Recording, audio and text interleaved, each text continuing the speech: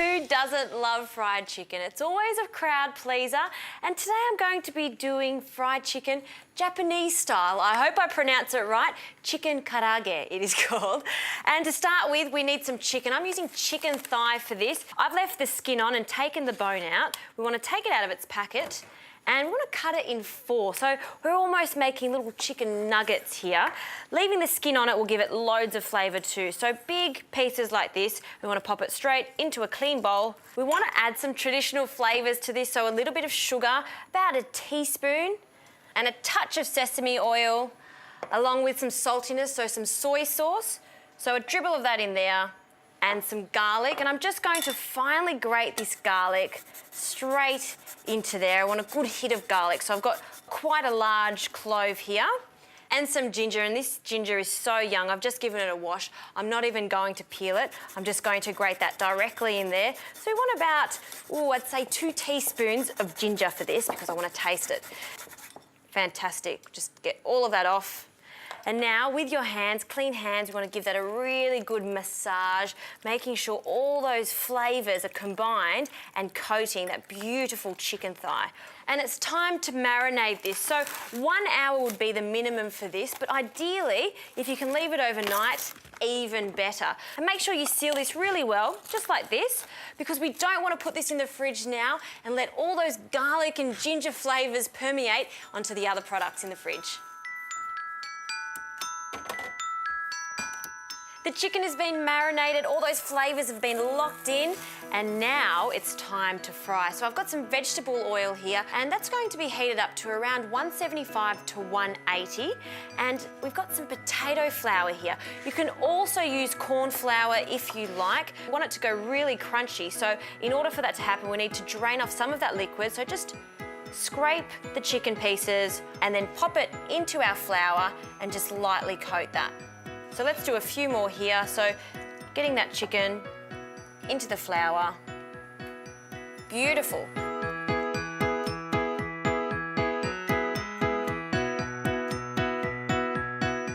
So it's time to deep fry now. And always when you're deep frying, never throw food straight into the oil. Always gently lower it just to ensure that it's very safe and there's no splatters. We don't want anyone to get burnt. And in they go, you can see perfect bubble there. Last one. Great, so that's going to take 4 to 5 minutes or until it's really crispy. Don't forget it is thigh, so it takes a little bit longer than chicken breast. So we'll keep an eye on that. In the meantime, let's make a really delicious sauce to go with this. I need about 4 tablespoons of sweet chilli sauce, just roughly measured. 2, 3, and 4. And for some extra sweetness and a little bit of saltiness, I've got some ketchup mayonnaise here. We want about 2 tablespoons of that right in there. So we'll give that a good mix. The last ingredient I'd love to add to this is some rice vinegar, and we just want about a teaspoon of rice vinegar. Usually with this chicken karaage, when you go to a Japanese restaurant, they'd serve it quite simply with just a really rich mayonnaise and some lime on the side. But I think this sauce really works nicely. Into the bowl, and that's ready to go. I'm not serving this traditionally either. I've got some cos lettuce here, some baby cos lettuce. I've just washed it, and what I want to do is just pull away at those leaves, and we're going to fill these with some rice noodles and the chicken. So it's sort of these little parcels for everyone. And this one, let's go over here and have a look at the chicken. Okay, looking good. Needs a few more minutes. That gives me just enough time to get our noodles, drain them, and put them in our little lettuce cups here.